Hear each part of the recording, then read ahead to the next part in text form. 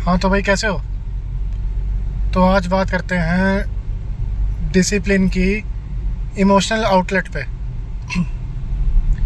पिछली वीडियो में मैंने बताया था कि डिसिप्लिन का एक फिजिकल आउटलेट। तो अब बात करते हैं उसके emotional counter part, emotional outlet कि फिजिकल सोर्स तो निकाल लिया जिससे माइंड, बॉडी और अपनी जो स्ट्रेंथ है उसके डेवलपमेंट के लिए, पर इंसान है, इमोशंस भी होते हैं, ठीक है। और किरण भैया की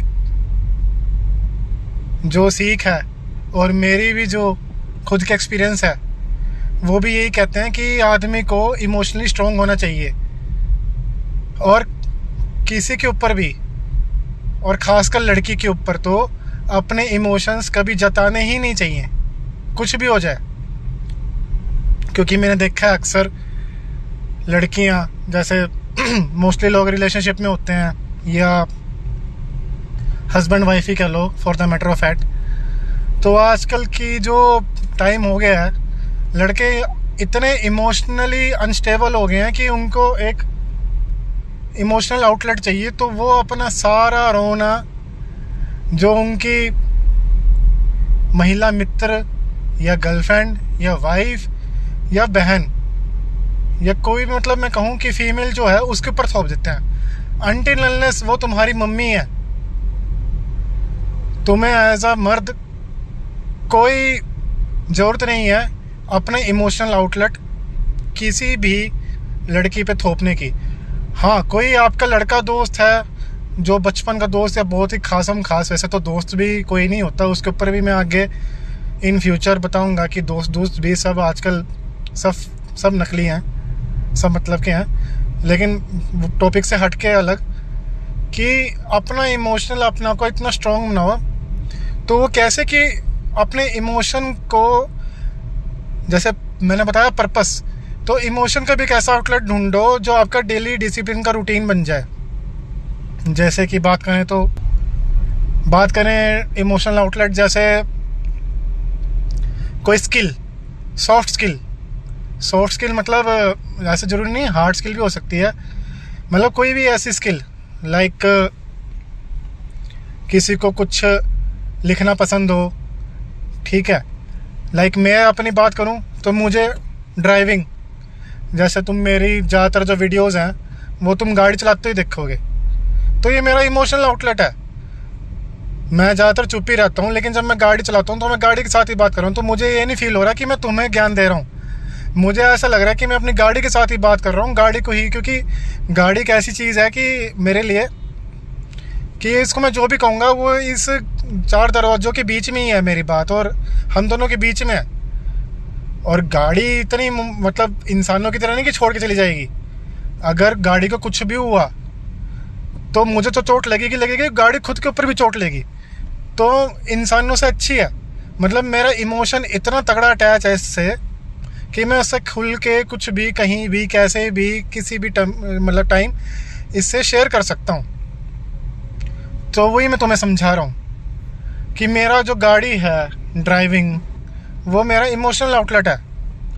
किसी का लिखना है, किसी को जर्नलिज्म पसंद है, किसी को बुक रीडिंग पसंद है, या किसी को कोई इंस्ट्रूमेंट बजाना, पियानो, गिटार, हारमोनियम, ड्रम, ठीक है।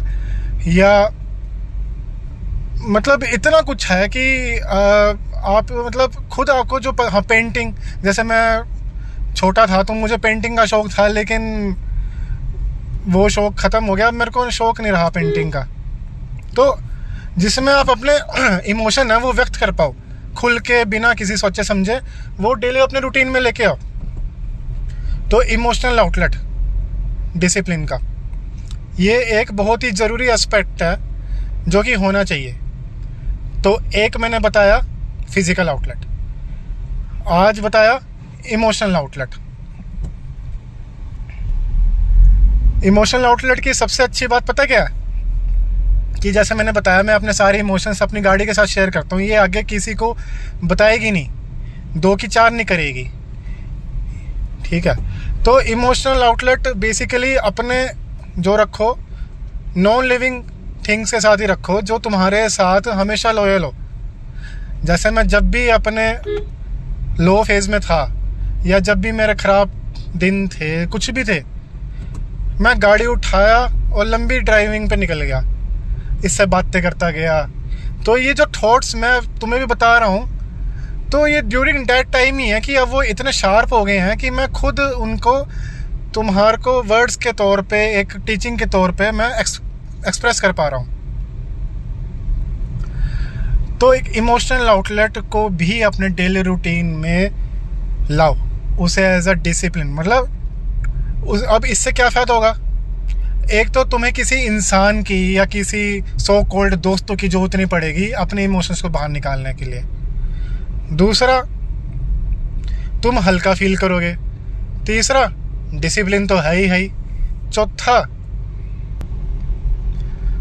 तुम अपने आप को इम्प्रूव करोगे। मान लो जैसे ड्राइविंग ही है, ठीक है, एक स्किल भी बनी, इमोशनल आउटलेट भी बना, तो तुम इसको एज अ अपना पैशन भी, मतलब पैशन या एज अ साइड जॉब भी परस्यू कर सकते हो। लाइक अगर कोई भी, मैं कहता हूँ देखो, कोई भी धंधा छोटा बड़ा नहीं होता, पैसा आना चाहिए। पैसा जिस पे है उसकी वैल्यू है, और एक मर्द की असली पहचान उसके पैसे से ही होती है।